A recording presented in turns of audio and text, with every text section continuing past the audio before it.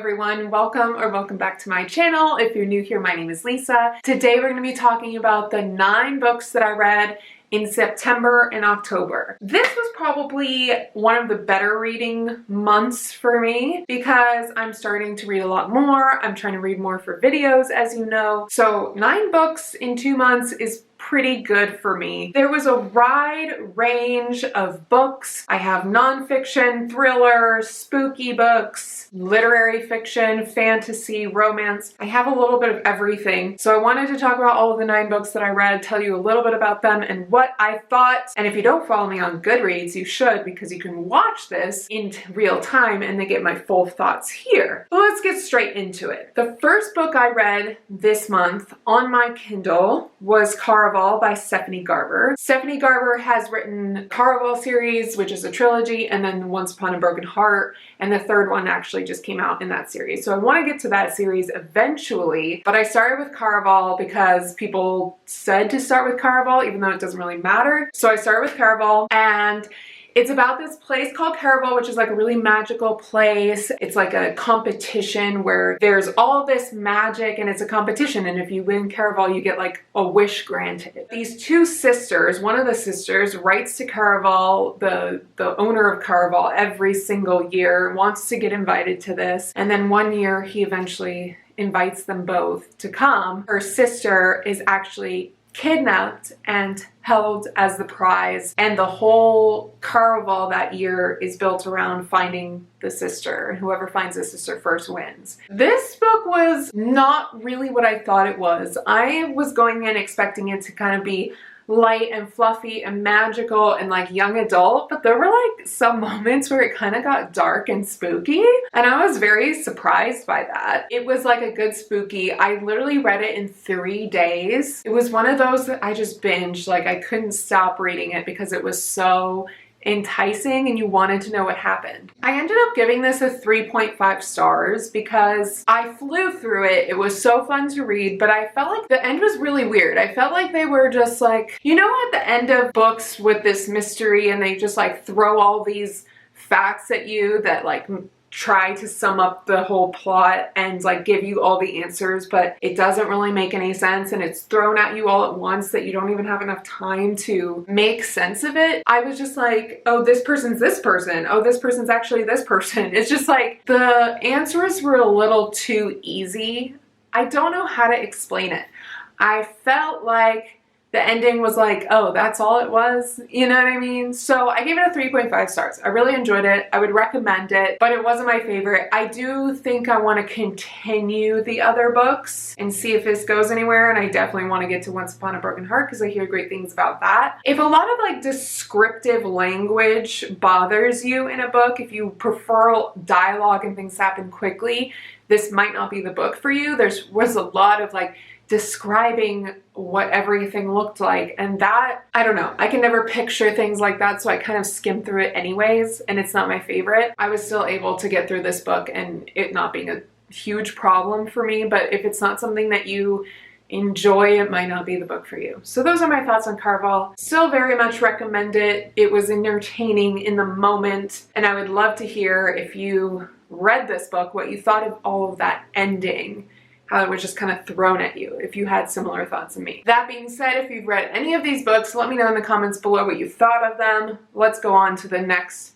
book that I read. So the next book I read was actually a nonfiction book, and I was trying to record a video for this channel that was like reading nonfiction for a week as a fiction reader, and I read 1 book and I was like, I don't want to read any more nonfiction.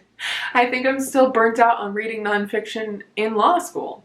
And that was my excuse. But the first book that I read was pretty good. It was Breaking the Social Media Prism by Chris Ball. It was about how to make our social media platforms less polarizing. It was pretty good. It was like a really fast read. I tabbed it. There were some interesting points that he made. Maybe I'll put in some clips here of, because I vlogged it, I'll put in some clips here of what my in-the-moment reactions were to this book. Okay, I finished Breaking the Social Media Prism. It was pretty good. I always feel so weird rating a nonfiction book because like this person put a lot of time and effort into all this research. It would be weird to like rate it. I gave it 4 stars because I thought it was really interesting. There were so many things that I wanted to share. The most important kind of takeaway was that we think that everybody's pretty extreme in their beliefs, Democrat or Republican, but a lot of people kind of fall in the middle, but those voices are drowned out by the 2 polarizing sides. So he gives a lot of recommendations on how to decrease that polarization because we cannot rely on social media companies to do that. It's almost like he says something about asking the people who created the problem to solve the problem. And it's not really up to them. And he says even if it was something that they implemented, would it be something that we could trust at the end of the day? And a lot of people, he said that, you know, we don't have a lot of faith in journalists, in social media companies.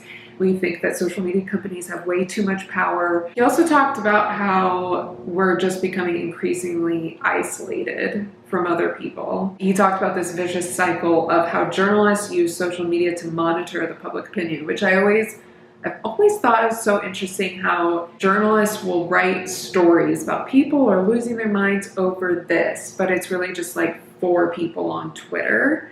And it's like, those are the people that want to share their opinion about it. It's not like everybody's upset about this one thing. It amplifies those voices, and so people think that that's the public opinion. Journalists are kind of feeding into this vicious cycle. Overall, I did enjoy it, and it was all about like how to make social media platforms less polarizing, and I thought it was very valuable to read before the 2024 election. If you're interested in that type of stuff, tech law, tech policy, this is a great book for you. It's just like a really quick read. It's only less than 200 pages, so it's a really quick read if you want to feel intellectual.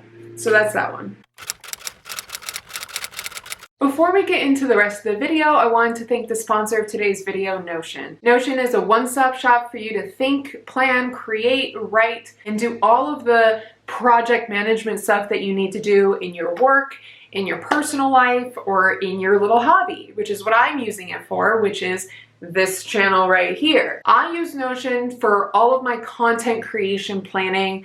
I use it to create my content calendars for my entire month, which is what I just did for the month of November. I used it a lot when I was in school. It's perfect. It has so many different templates for school, your personal life, for work, for your business, and you can use it for your business for any project management stuff that you need. It offers so many organizational tools, task management stuff, project tracking, to-do lists, bookmarking, and more. I also use it for my reading list and write down all of the books that I want to read. Whether you are a large business or it's just you looking to organize your 1,000 open tabs, Notion is a place where you can organize your entire existence. I use it to plan all of my content for social media, which I found it's so helpful for me to stay on track for the entire month. My link will be in the description below if you want to sign up for Notion. It's totally free to start off and a small monthly price as you grow your business. Thank you so much to Notion for sponsoring this video. The next book I read this in September was Carrie Soto is Back by Taylor Jenkins Reid. I bought this book the day it came out, which was last year.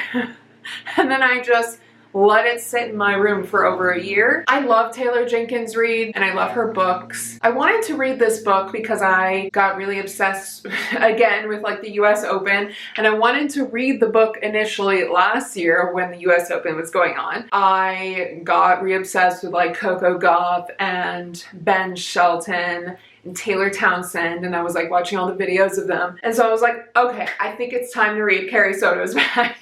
And so I picked it up. I read it so quickly, probably in less than a week, and I really, really enjoyed it. It's told almost as if it's like a tennis match in itself. Like, it's so fast-paced. I loved Carrie Soto's character. You see a glimpse of her character in Malibu Rising, which is another Taylor Jenkins Reid books. And I love how all of the books like overlap and they're in the same universe, but you don't have to read one to know what is happening in the other one. But I loved Carrie Soto. I knew I was gonna love Carrie Soto from the beginning when we met her in Malibu Rising. You felt so much empathy for her character. Even though she's not very likable, you find ways to really like her.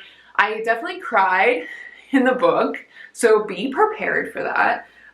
I cry at everything, so maybe you won't cry. I found it to be very touching. It taught me things about tennis, and it felt like it takes place in the 90s. So it's like if you want to be thrown into the 90s with a tennis match and tennis players and the politics of tennis and the tennis players going after one another in the press, it was so entertaining to read. I gave it a 5 stars. I do think it's one of my favorites of hers. I read Seven Husbands of Evelyn Hugo so long ago, but I did give that one 5 stars. But I'm curious if I would still think it's 5 stars at this point in my life. But Carrie Soto's Back was definitely a 5 stars for me. The next book I read was The Coworker by Frida McFadden, and this was the start of my books that I read for my fall reading vlog, which you can check out on my channel. So I read The Coworker by Frida McFadden on my Kindle. I love Frida McFadden's writing so much. Her books are so fast-paced, they're thriller books, and this wasn't my favorite of hers. If you watch the fall reading vlog, you can see my more in-depth thoughts and opinions on it. I gave it a 3.5 stars. I felt that it was so fast-paced, and I read it in a few days, and it was so easy to get through, but the story wasn't, like, the plot twist didn't really shock me the way that her other books have, and so maybe there's like the devil in comparison thing where I am comparing it to her other books, which I thoroughly enjoyed, but I didn't really love this one that much. I still give it a 3.5 because I sped through it and really enjoyed it. And it gave me just like a lot of entertainment for a few days. And that's all you can ask for. So that was The Coworker by Frida McFadden. The next book that I read for the fall reading vlog was The Very Secret Society of Irregular Witches by Sangu Mandana. This book, you can again see my fall reading vlog and see my more in-depth thoughts. It was cute, it was witchy, there was a found family, there was a romance subplot. This witch actually is hired to teach a group of young orphaned witches on how to control their magic. So there's like Halloween town elements and you get like a lot of spooky witchy vibes. I felt like it was kind of slow at some points. I wish it was. I didn't like die to go back to it. I wasn't so excited to open it back up. Every time that I had to read, like I kind of put off reading it, but I did thoroughly enjoy it overall. I ended up giving it a drum roll. I gave it a 3 stars. I thought it was cute and fluffy and cozy, but it wasn't like giving me anything beyond that. But if you want just like a fall read, this is for you. Put it on your list. I think if you're gonna read it in one sitting, it'll be something that you enjoy. But if you're gonna read it over a long period of time, you're gonna get maybe a little bored. That's at least my opinion. It's all my opinion. The next book that I actually listened to was The Only One Left by Riley Sager. So Riley Sager's right. I've read a couple of his other books. I've read The House Across the Lake. I've read Lock Every Door. I have now read The Only One Left. I'm trying to remember if I've read any of his other books. He's a very popular thriller author. So this book is supposed to be kind of like a Lizzie Borden retelling story where the main character, Lenora Hope, is the prime suspect in the murders of her sister and her parents. And she is now very old, and the main character in the book is now hired to take care of her and be her caregiver. And everybody knows that she's been, accused of it, but they could never prove that she committed these murders. So the main character takes it upon herself to figure out what happened to this family. What did I think of this book? I didn't like it. I don't know if Riley Sager's writing is for me. I really enjoyed The House Across the Lake. I found that to be really spooky. I read it in a few days. I did not find that The Only One Left hit the same notes. It could be different because I was listening to it on Audible. Sometimes the narrator gave me the ick, and I don't know why. I don't know how to explain this without telling you what gave me the ick, but sometimes the narrator would be talking, like the narrator for the older woman would be talking about like making love and just like in a really strange way. I don't know how to explain it, but if you listen to this audiobook, you have to let me know if you found this icky or if it was just me. But I just overall didn't find that the story really like grasped me. And I felt that same way about Lock Every Door. I felt like all the twists at the end were just like, oh, that's all. So I didn't feel like The Only One Left really gave me that shocking twist that I usually expect. With The House Across the Lake, I was stunned. and I was very shocked. And there was like a turn at every chapter, it felt like. So if you want to read Riley Sager's writing, I recommend The House Across the Lake. That has much more of a spooky vibe. The only one left just was like icky, but not in a good way, not in a spooky way. And I didn't love it. I don't know, I gave it a 2 stars. I actually didn't really enjoy it at all, but I read the whole thing. So that means that I enjoyed it enough to keep going. I usually don't finish books unless I'm entertained. So at least I was entertained for it. I just didn't really enjoy it when I was listening to it. The next 2 books that I read / listened to, I did both, ACOTAR and ACOMAF. Now, there's so much to say about these. You can watch my reading vlog for this one, the reading vlog for this, and ACOWAR, the 3rd one, is going to come out. Share all of my thoughts on the last 100 pages. If you know, you know. If you are interested in reading this series, if you thought you would never read this series, I was the same way. I started with ACOTAR. I started it in every single way possible. I started listening to it. I tried reading it. I tried it on Kindle. I was like, what the hell is everybody so hyped about? I don't like it. It's not interesting. It's not keeping my attention. I cannot get through it. But then I just kept seeing TikToks and I kept seeing people talk about it on the internet. I really wanted to know what the fuss was all about, so I forced myself to get through ACOTAR by listening to the majority of it and then reading the last couple pages. I was like, okay, it's fine. I gave it a 3 stars. I think I said in my reading vlog for this that I gave it a 4 stars. I think it's more of a 3 stars. It was fine. I didn't understand what the hype was all about. At the very, very, very last, like 25% of this book, I was intrigued. I wanted to know what happened, because if you see any like spoilers online, you know that she doesn't end up with the person that she is in love with in this book. Or end up. I actually have no idea who she ends up with because I haven't finished. Everybody talks about a very different man. So I wanted to know how that unfolded, and so I forced myself to pick up ACOMAF, which I'm so glad I did. If you read this book and you're like, what the hell are people talking about? I encourage you to just push through. If you're not somebody who wants to read, how many pages? Like 1,000 pages to figure out what happens? Maybe it's not the series for you. But I really wanted to know what the fuss was all about, and so I read this. I listened to the majority of it and then read the last 100 pages like on the physical copy, and I was like, okay.